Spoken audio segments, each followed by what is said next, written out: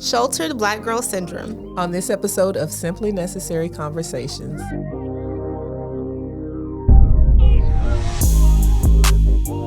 So you sent me a video, I forget the TikToker's but you sent me a video and she was talking about how so many celebrities like Sky Jackson, Halle Bailey, Kiki Palmer, Kiki Palmer. Well, obviously it's Kiki Palmer. What other Kiki are we talking about?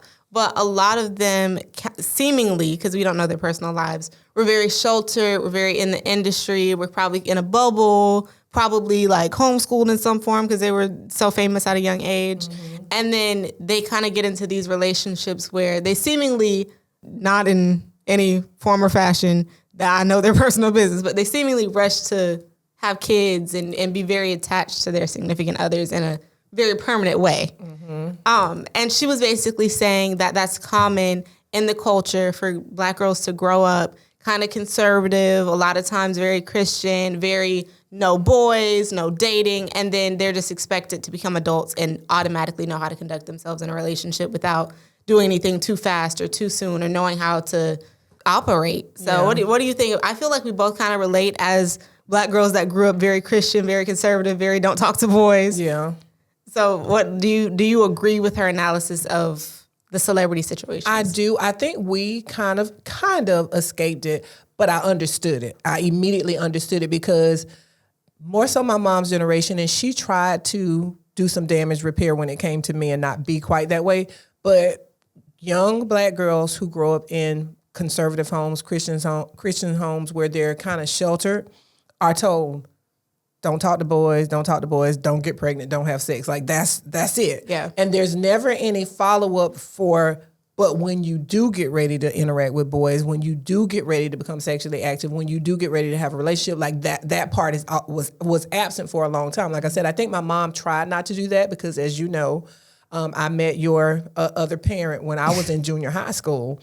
And I can remember it like it was yesterday, telling her about said situation and her not overreacting, her acting like it's perfectly normal that, because what I told her was they said that he liked me. And her question to me was, she didn't freak out, she didn't act crazy. Her question to me was, well, they said he likes you. Do you like him? Mm-hmm. And she just started a conversation with me. So props to her because she handled that very well. And then when we did become boyfriend, girlfriend, as we did, she allowed him, we could have house visits. He could come over to the house. Somebody had to be home. We had to be, supervised, whatever. But she did not blow it out of proportion. And she acted like it was perfectly normal for me to like boys. Some of that was because she was not properly trained. Like she didn't get that, which is why she became a mom at a young age, even though she was a quote unquote good girl. She ended up having a child early because nobody gave her the other part of don't, get involved with boys, don't have sex, that kind of thing, and don't get pregnant. So I experienced it differently. And then when it came to you, I think I was even that much more like, I talked about when you meet a boy, this is what's going to happen, da-da-da.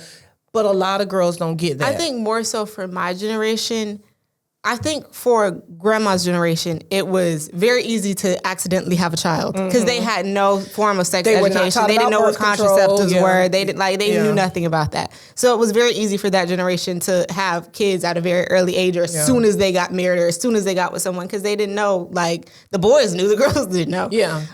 And even the boys probably didn't have the education that they didn't need. They didn't have any training about how to not get girls pregnant, but they did know that they had hormones and they were wanting to act on them. Like the boys knew how to manipulate the girls just didn't know how to respond. And then I feel like for your generation, it was more so finding yourself in toxic situations of getting attached very fast and not knowing how to have intimacy and not knowing how to be in a relationship and it being kind of shunned, of like you being embarrassed to say like, oh, look, I like this person, or this is my boyfriend. What happened, especially with me, is not the first boy that paid you some attention, because I didn't. There were some that liked me and I didn't like. But the first one that you had a mutual attraction to, that paid you some attention, you tended to glom onto them, and your whole world revolved around them. Like you did not know how to protect yourself. You did not know how to value yourself. You saw your worth and your value through his eyes, as opposed to you being built up as a young lady told, like I tried to do with you, and tell you, you are a gift. You are a gift. What you have is precious. Everybody does not have that. You got to value yourself. And when you choose to give yourself to somebody, they need to be getting a gift and they need to act accordingly. And I think for my generation, the issues that I see are more so our parents, not necessarily specifically you, but our parents told us about relationships, but we didn't see it. It wasn't modeled. Yeah. Like anything romantic was like, okay, this is grown folks' business. Like, go away. Yeah. And for me, I felt like I didn't see romance. I saw a relationship and I saw a marriage, but I didn't see romance. Yeah. So I've had to learn that for myself as an adult. You learned it from observing the world. Yeah, and I've learned it from other people in a weird way. Like I've learned it from my friends of how they're lovers and they're givers and how their parents interact and things that they say. And I'm like, okay, like I see how to be romantic versus just be in a relationship. And I take responsibility for that in that obviously I'm divorced, so the marriage didn't work out, but the marriage lasted 29 years. But in a certain kind of way, I was unequally yoked. And that's something that I've talked to you about a lot, is find somebody that you have similar ideology as. Like, don't just, love is not enough. Love is not enough. You can't care more about what he looks like in jeans than his genes. Like, you got to know his genetics. You got to know what makes him tick. You got to know what he's interested in. Mm-hmm. Love is not enough. And that strong emotion that you're going to feel when you're initially in a relationship, that's going to go away. And then what happens? When the newness wears off, when you're no longer experiencing things together for the first time, when you have gone to enough movies, when you've had enough dinner, like what happens after that? So like, I feel like in a certain kind of way, I was unequally yoked. Not to say that he was the devil or anything, but I was unequally yoked.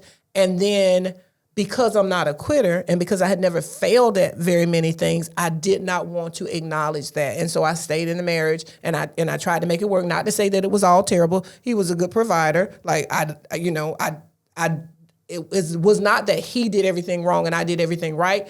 But there was a point when we both should have realized, especially me, there's a singer, and he's right here in the front of mine. We don't do the same drugs no more. Who's the? Oh! I know what you're talking singer. about. Where's the 3 on his head? I can't even say his name. Chance the Rapper. Chance the Rapper. He's not a singer. He's a rapper. Well, Chance the Rapper. When he said we don't do the same drugs no more, and I don't mean that literally. That's a metaphor, y'all. Never done an illegal drug in my life. But when it got to the point where I was aware of and realized that we weren't like.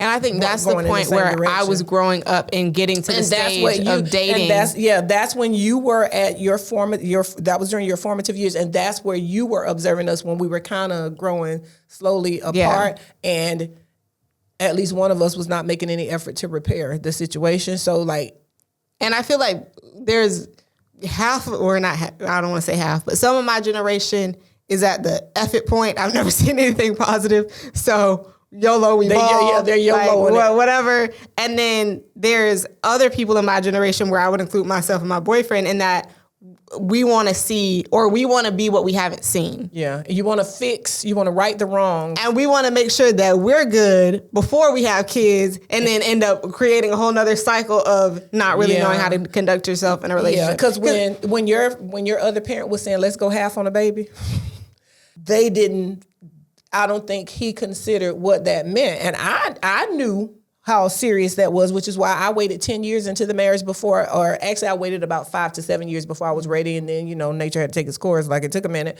But I always took it seriously. And I literally said to him, if we have a baby, we's married now. Like they say in the we's married now. We's married now. And I did not want to have a child and end up with a broken home. I know people don't like that, but I'm going to say it. I didn't want to end up with a broken home. So like that was where I was with it. But just like everything else, he was kind of like, this is what I want right now. This is how I'm feeling right now. Mm-hmm. So let's do it. And that's some of why the marriage lasted 29 years. I would have probably stayed married and died married, because in my mind, I literally meant that when I said that I did not want to have a broken home.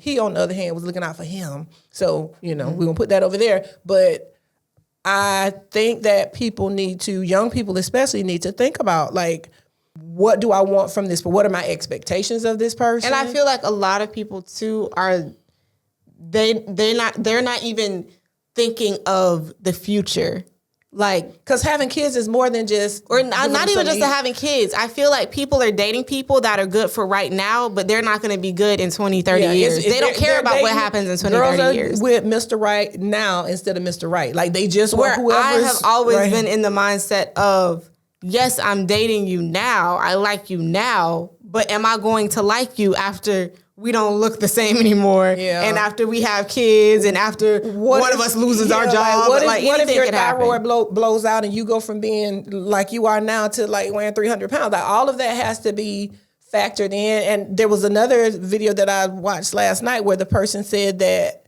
and it was a guy, he was saying that guys, if they get a divorce, they end a relationship, they will immediately go into another relationship, not because they're in love with a new person, not because they found a better person, but because guys are used to having that person help them with stuff. You know, they're used to having somebody that does the laundry, takes care of the house, whatever, and they will go and find another person. They don't even have to like them. They don't have to care about them. They don't even care what they look like sometimes. They just don't want to be alone. Also, where with a woman, she's kind of like with me, I'm not rushing into another situation. This is circling back to the first point, but I also feel like sometimes it's harder for Black girls / Black women to be in relationships when we've had to get so used to being by ourselves in a certain type of way, like society-wise. Societally, I can't even say the word, but I know what you mean. You know what I mean. Like, society-wise, like, I have always been I'm always the only Black girl in the class that I'm in. I'm always the only Black person at my job. A lot of times. In college, I was the only Black girl in the majority of classes. That's not going to happen all the time. But I'm just saying, I'm used to standing out, being alone, being by myself, and then you get in a relationship and you realize, like, there's been several times where I have to realize, oh, I'm not by myself anymore. And you don't get to make all the decisions. And that too. You know, because I see myself in you a lot of times when you're interacting with your boyfriend, and I tell you, it's like, don't make the mistake I made, because you're so used to being the alpha person. You're so used to having to do for yourself that when you got somebody else, you're so used to not having to take anybody. Because when you have to, like, it's one of those things where when you are always in protection mode, when you're always in fight mode, you don't know how not to be. Or you'll misunderstand the intention and you're just like, oh, you're just being nice? Yeah. Because sometimes I hear you, I was like, oh, I miseducated her. Let me correct her, because I hear you say stuff and it's like, you can't do that. Like, for my lifetime, in my head, I always wanted to be married when I had kids. But even within that, I thought, my kids, my children, my responsibility. Yep. I will have to take them to school. In a way, that's good. Yeah, that's good that I'm preparing myself to do it alone if I had to. But at the same time, I'll say that in front of him, and he's just like, "What are you talking about?" They're my it makes me think of that scene from Mrs. Doubtfire where the mom is like, "My kids, my kids, my kids," and the little boy says, "We're his damn kids too." And that's what it is. Sometimes I got so used to being a married single parent. I got so used to being a married single parent that at a point I was just like, I can't count on you, or you're not showing up when you said you're going to show up. Available. You're not connected. So go on over there. Let me take care of my baby. And that's why I always thought, like, I will have I never thought I was going to do it completely alone, but I thought I was going to have the most responsibility. Because you saw me doing it. Because that's what I saw, and that's what I'm like, okay, like before I met my man, I thought like, oh, well. And you got the right one, baby, because he is so low key, just like he just gives this look like, what? And it's funny to me. It's a good balance because I'm not calm. Funny to me. Sometimes I just listen and look and just think that is hilarious. Like just one look will be like, you acting a little crazy now. And my favorite ever, and I promise you, sometimes I just randomly start laughing when he told you that you were loud and wrong. Oh my God. Was I even wrong? Yeah, you were, and you were loud, and I loved it because I was like, normally I would be mad if somebody came for my child like that, but when he said, because you were just going off, and then you realized you were wrong, he's like just being loud and wrong, and I thought it was hilarious. He's the only person that can check me down. Don't get it twisted. Right now, he's okay with me because that tickled me to death. Though. So I don't know who said it, but somebody said it, and there was like, sometimes you need to be checked. We do. Occasionally, I need to be checked. But make sure if you're gonna check me, be a whole man. Don't come at me if you're a boy. That's the come at key. me, be a whole man before you try to check it me. has to be a good man, Savannah. That's what I'm talking about. Don't take my advice and you with somebody that's very raggedy. Don't be that 50-50 dude and trying to tell me what to do. Yes. Because if I'm doing my 50 and you doing your 50, we neither one of us. You got to come with more than that. But anyway. But we were talking about being the only black girl or the black girl that has to do it all and sometimes feeling out of place. We gotta do it. We have to talk about Wicked. Oh my. It's my latest obsession. Y'all know how I get about my movies and about my musicals. Mm-hmm. I never got to see the Broadway production, even though I wanted to go to Broadway several times and it just never happened because other people wanted to do other things. How dare you? Anyway. But I saw the movie, at least the first part of the movie. We got to wait for part 2 next year or in 2025. Well, whenever y'all watch this, we have to wait for part 2 when it comes out, 2025. But a lot of people, I feel like, took it at face value before they saw them, or if they haven't read the book, if they haven't seen the production on Broadway, if they haven't watched the movie, they take it as face value as, another story about a villain that actually has a heart, blah, blah, blah. But it was so much more than that. Like, I'm not even going to bore y'all talking about how wonderful the songs were and how Cynthia and Ariana did their big one on the set. But in terms of the story, without spoiling the plot for those that haven't seen it, it's very much about whether you're different because you're a different color, whether you're different because you come from a different country, you're different because you're like the odd one out in your family. I feel like anybody that has ever felt different about anything, if you've been could relate. If you've been otherized, you can relate to Elphaba. Yeah, you can relate, and you can relate to going into a situation, not recognizing your power, recognizing how much strength you have. And then once you realize how much power you have and you start to use it, all of a sudden now you're the bad guy. You're the villain. In this case, literally the villain. Yes. It touched on a lot of different themes, a lot of universal themes. Some people were kind of drilling down on she represents minorities because she's green. And she had box braids, or not box braids, she had knotless braids or whatever. So there was that element, but it was much deeper than that and I've seen it, when someone doesn't look the part, but they got all the smoke. When somebody is able to do something, you see someone, and this is not meant to be mean or whatever. If you see someone that's heavy, but they're a dancer and they can kill it. Like, how are you doing that? Yeah. How did, you get to be the captain of the cheerleading team when you're not the model picture perfect person. So Elphaba represented all of the people that have been otherized, that walk into a room, there's no expectation of them. As a matter of fact, people are wondering, why are they in the room? Yeah. But then they sparkle and they take over the. And I think it was obviously Wicked is based off of The Wizard of Oz. So some things about the story had to be written around that timeline and that story. But I think it's very intentional, even though it had to be this way, that she's green. Mm-hmm. She's not black. She's not white. Like, she is literally green. Like, there is no, I forget the guy's name off SNL, the guy that was in the movie. Bowen? Oh, is that his name? Bowen Yang, I think is his name. As Bowen said in the movie, I don't see color. Like, it's very intentional for her to be green and for anyone to be able to relate to the story. And I feel like all of us have had a friend like Glinda, where she's... Galinda? Well, she changed her name. We've all. I'm going to respect her wishes of her, struggling to keep her man. Yeah. We've all had a friend like Galinda, where she's kind of a fair weather friend. Mm-hmm. She's looking at Elphaba real crazy when she first gets there. Oh my gosh. Yeah. And then, we have the whole popular moment of her being like, what, you're so ugly, you're so unfortunate. Let me help you. And then because Elphaba wants a sisterhood with someone, and because Glinda in a certain kind of way has changed and is nice and understands her and they can relate, they become friends. But at the end, when she really needs her to stand up for what's right, she wasn't a real rider. She's not going to kill her, but she's also not going to go with her. She's not going to protect her. So I feel like everyone has had that moment where, and even in the song Defying, this isn't a spoiler because if y'all listen to the music, y'all already kind of know the plot of the movie. But if you listen to Defying Gravity, everyone has had to kind of say, it's time for me to shine. I have to put you down. Yeah. Like you can't come with me. Mm-hmm. And I feel like that's the whole point of the and even Elphaba not feeling like she's deserving of the man that she wants because of the set of circumstances that she's under.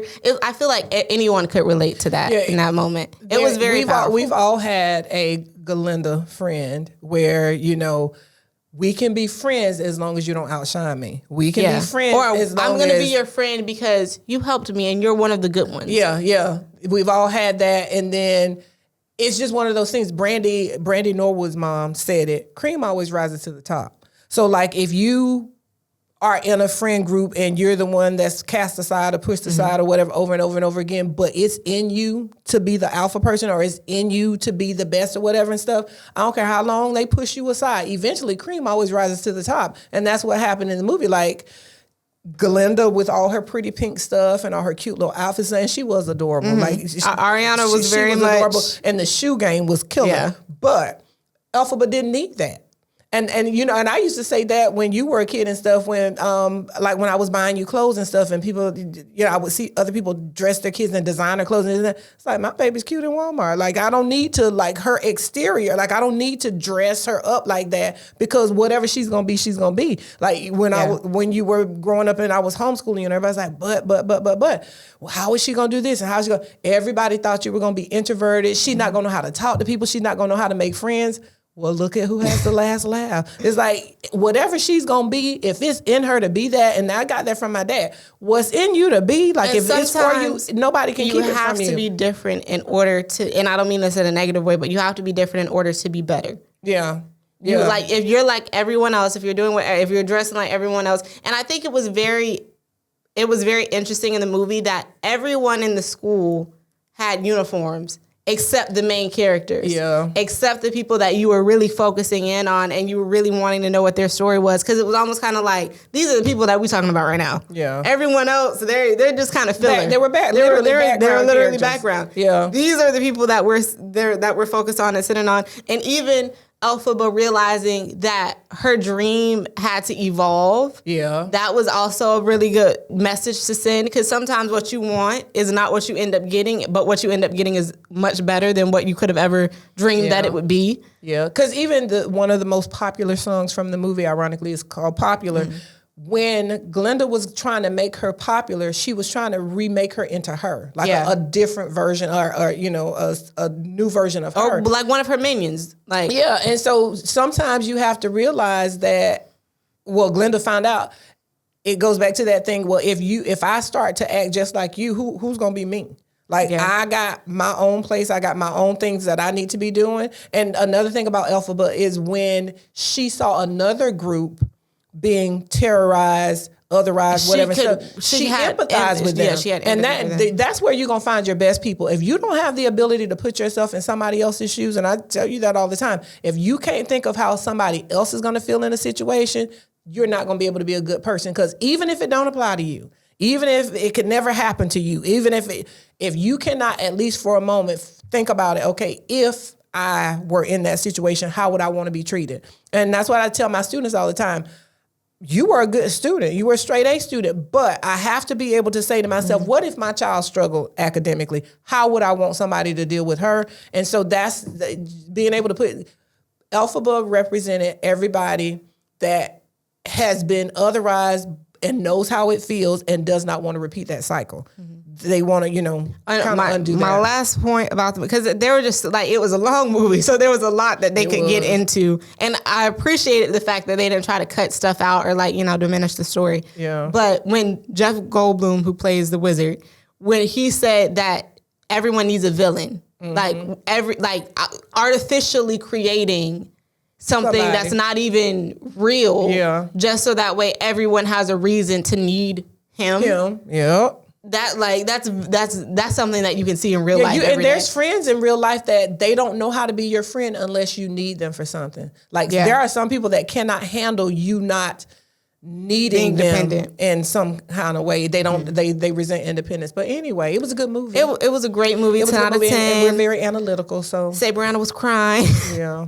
I almost cried. You weren't I crying. didn't cry. Like It was very touching. It didn't move me like that. I enjoyed it. No, it was very touching. But it didn't move me like that. Because like I feel like maybe because we're like younger black women, maybe that's why. You're at that time and. Where it's just like, dang, sometimes you do just gotta leave people behind. Sometimes you do have to be the villain in someone I guess else's because I've story. already left everybody behind that I feel like I need to leave behind. It didn't hit me the same way.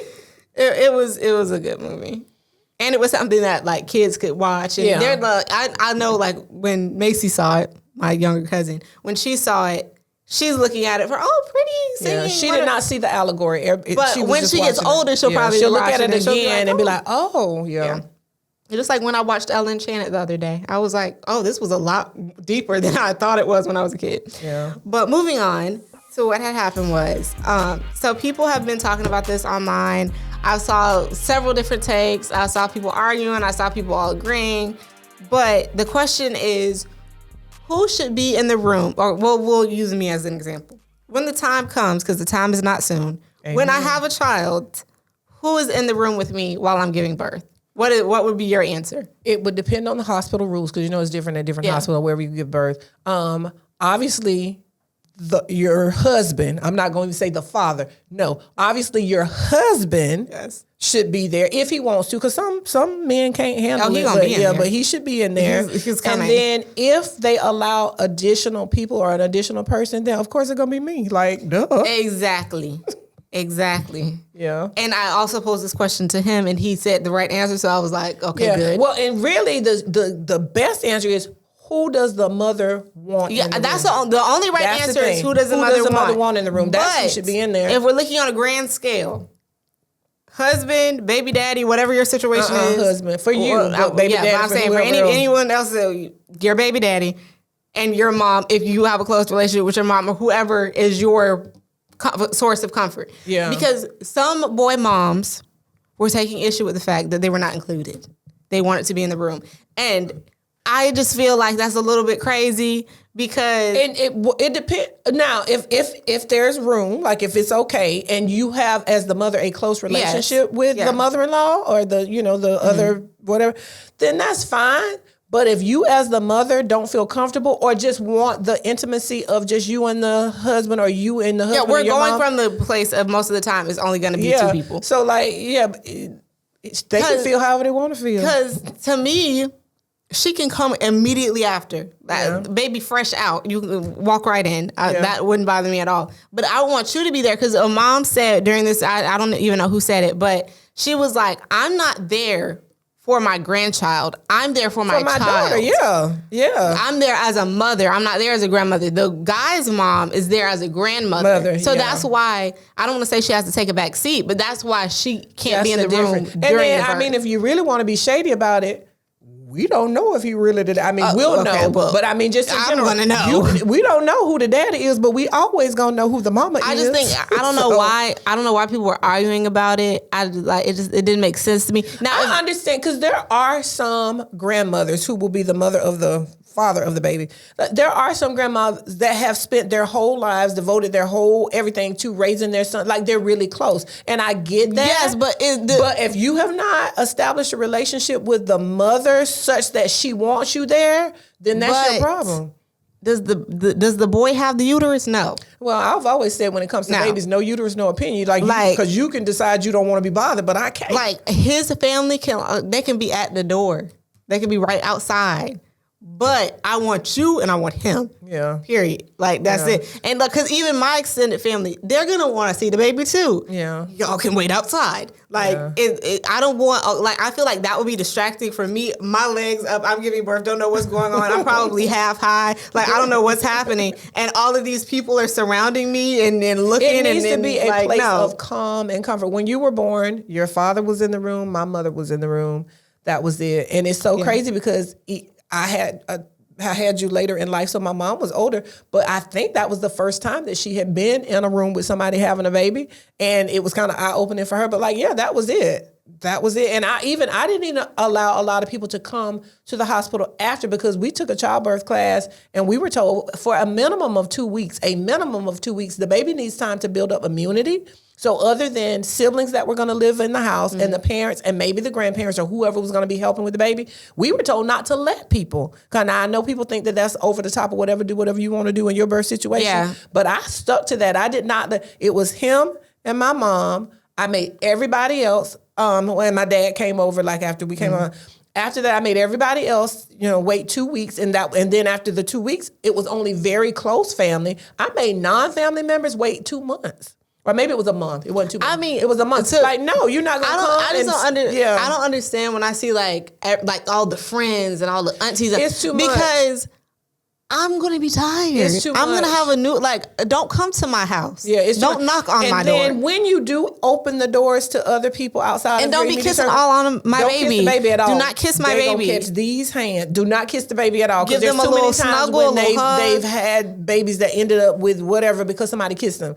But when you do come after somebody, when you do come after somebody's giving birth, don't come wanting to just come and sit and hold those people's baby. They are still bonding with their baby. If you're going to come and be helpful. Come bring something to eat. Come clean up. Come bring some diapers.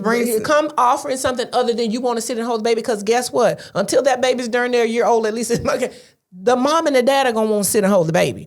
Do not immediately, unless they offer. I can remember my Aunt Evelina, God bless her dead, she's gone now. When she met you for the first time and I'm holding you and stuff and she was on stuff, I asked her, I was like, you want to hold it? She's like, I can. She's like, I wanted to so bad, but I wasn't going to ask because I know how you are. And I was like, yeah, wait and let somebody offer you, do you want to hold the baby? Do not come in picking up people's baby. Make sure you wash your little nasty hands, because whether you realize it or not, you have touched the doorknob, you've touched a lot of stuff. Newborns, until that baby's a couple months old, every time somebody handles that baby, trust, I'm going to be on guard duty. Wash your hands. Make sure they're dry. Like, I'm going to be there keeping watch and making sure, because there's a lot that can go wrong. There's a lot of different things that can happen, and they'll probably be wearing masks and all of that because of this COVID situation. We're never going to be the same. Like, I wouldn't have done that when I had you. But just be respectful and respect the mom's wishes, respect the dad's wishes. Know your place. Birth, mom, husband, after birth, mom, husband, grandparents, or you are going to be the grandparent, but the other grandparents. Uncles and aunts want some, reasonable, But I don't know, uncles and aunts doing a lot.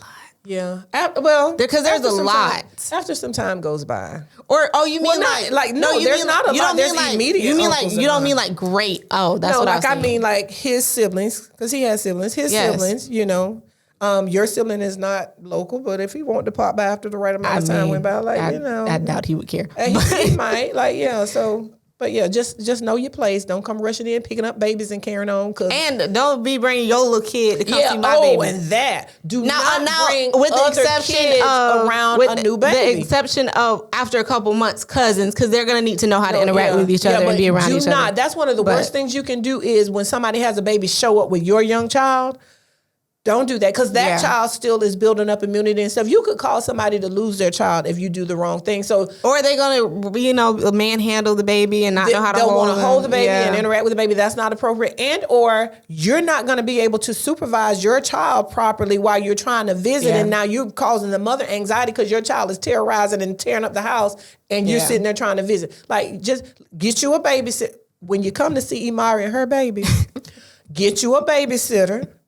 Come in, make sure you wash your hands and follow the instructions. I'll be giving the instructions. Thank you.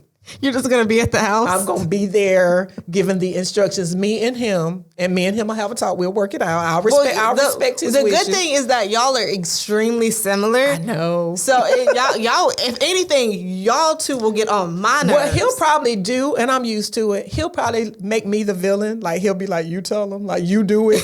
Like, I got a feeling. I was going to make you the villain. I got a feeling. So, and I will be that all day. Actually, the way I am, I'm just gonna say no. I don't really. I don't. And care. I think he not in the same way that we would do it, but I think he gonna say what he need to say. Well, too. But I feel like all of us collectively, we don't care about hurting somebody else's feelings to protect our family and ourselves. Yeah. So if the answer is just no, I'm so sorry. There's only gonna be a handful of people that actually I'm not sorry, but sorry your feelings are hurt. Yeah. We love you, but we're not going to let you hurt the baby. Thank you. Exactly. Y'all have your time. But there is no baby. There's not about. Wait. Let me do a PSA. Topic. Let me do a PSA. This is a completely hypothetical topic. I am not with child. I do not plan to be with child anytime soon. Y'all might see me post something weird about my little food cravings or whatever. I am not pregnant. She will not be for a while. Let the record show. Thank you. I don't have kids. I have a stepdog. That's the only kid that we have right now. This is a stepdog, because somebody gonna mishear that. D-O-G. Oh no, he don't. Wait. Dog. He don't have kids either. I'm not stepmommy. He don't have baby mamas. He's not a baby daddy. Thank you. I just want to make sure Thank you. that was clear. Weirdest thing that gets you angry. That's even though we just talked about all of the stuff that would get us angry about like 10 years in the future. Yeah. But that's the Ask a Gemini question. Is the weirdest thing that gets you angry. I have an ongoing list, but you can start if you'd like. Okay. I mean, it didn't get me angry, but I kind of look at people sideways. I get upset when somebody finds me on social media, sends a friend request or follows or whatever and stuff, and then they see me out in public and act like they don't know me. It's like, very weird. Like, it's just strange. Like, so did you want to just stalk me? Like, why did you do that? And then a little bit deeper than that, I don't like gentlemen that slide in my DMs, being all flirty or whatever, and then just disappear. That says to me that this is just what you do. Like, you just randomly find. I mean, that is just what they do. Yeah, I know that's what they do, but that irks me. It's like, don't start coming on all hot and heavy, good morning, and talking to me, and then all of a sudden you go ghost. You wasn't serious. Don't waste my time. Don't play. We can be friends. I'm cool with a guy sending me a friend request or whatever, follow me, whatever, and just wanting to be friends. I don't care, because I'm not desperate. But don't do that like, and under the pretense like that you're interested, and then all of a sudden you're going, because then I'm going to be a little bit irritated and I might unfriend you. I might and might not unfriend you, because like why are you doing that? You don't have to pretend to be interested in me romantically to be friends with me on social media. Like, you ain't got to do that. Well, mine is, the setting is specific-ish, but mine is, let's just say we're at a family house, a friend house, whatever, room full of people or several people in a room, and you walk in the room, you stare at everybody in the room, and you don't say hi. Yeah, because they weren't raised generally right. You're just like, hey, how you doing? Now it's different if like you come in and immediately there's a conversation happening, or like they're obviously busy doing something. You don't want to interrupt them. But like if you are like eye to eye, and you just, especially when it's like a new person that someone is bringing around that they're dating or whatever, and they just come in and they're just like, they don't say anything.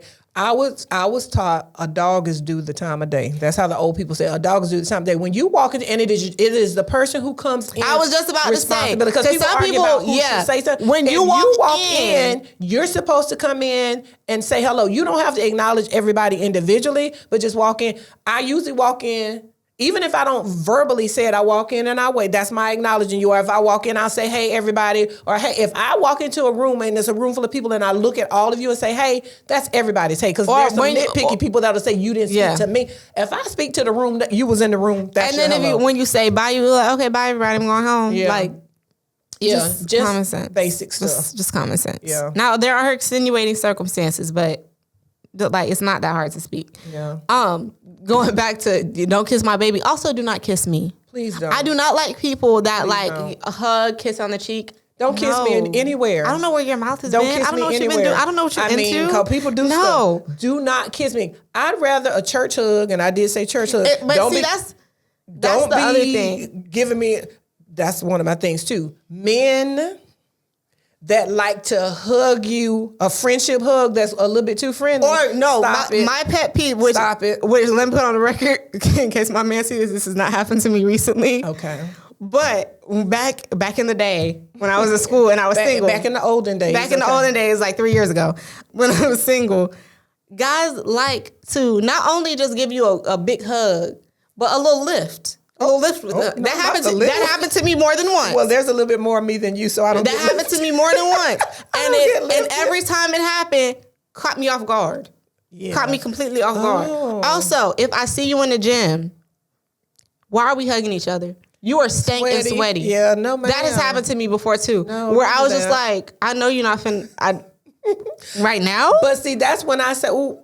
I can't hug you right now because like we both sweat. Like I'm gonna stop that because I don't want your body fluids on me. I don't know you like that. Like let's not do that. It was kind of thrust upon me, like, and then I looked at my friends and like I need to go home and shower. The kissing anywhere on the cheek, on the forehead. Don't kiss me. I don't like that. And then the hug should be a church hug. Leave room for the Holy Ghost. Church hug, and it should not last too long. Or I don't like, guys and girls have done this to me, where we're not really like this, like we're not friends. We don't really know each other like that. Mm-hmm. And you see me in a public setting amongst other people that I know. They act like your besties. Oh my God, I haven't seen you in so long. How have you been? We don't even talk like that. I don't know. What are you talking about? Yeah, I think sometimes people do that if they're in a room and they don't really know anybody, and you come in the room and you're the only person they know. I don't know. They try to make it seem like makes me feel awkward, other. especially if I'm with someone else, or especially like if I'm with my man, and then I'm just like trying to explain to him who I don't really know. Like there's no reason for us to have no kumbaya conversation introduction. Like, I don't deal with them. Like I don't know what that was about. Yeah, sometimes now that's one time when I will capitulate. I don't do that often, but when somebody does that, I feel like they're doing it for a reason. Like maybe they feel uncomfortable, whatever. And I go along. I always go along with it to a certain degree, unless they get too comfortable. I'll go along with it because like I don't want to embarrass them. Yeah, like I'm not. Don't get me wrong. I'm not gonna be like I don't know you. I'm gonna go along with it. I'm just later on. I'm gonna tell whoever I was with. I don't know them because like there's been times when you'll ask me, well, who was that? And I'll be like, that's somebody I went to school with, or I know them, but I don't know them like that. But I don't like when people do that. But to add insult to injury, I do know them, but they shady.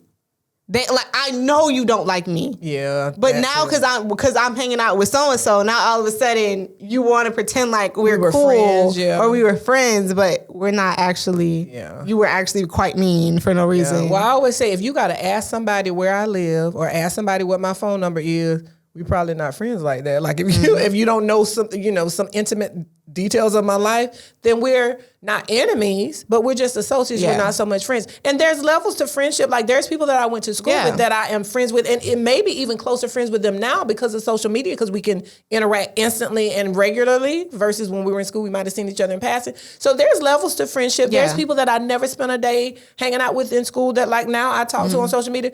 I'm not saying that. I'm not trying to be shady to them, but I'm talking about the person that like I really like. We didn't really talk to each other at all. Yeah. And then now you're acting like we're best friends or like we know each other like that. Like don't do that.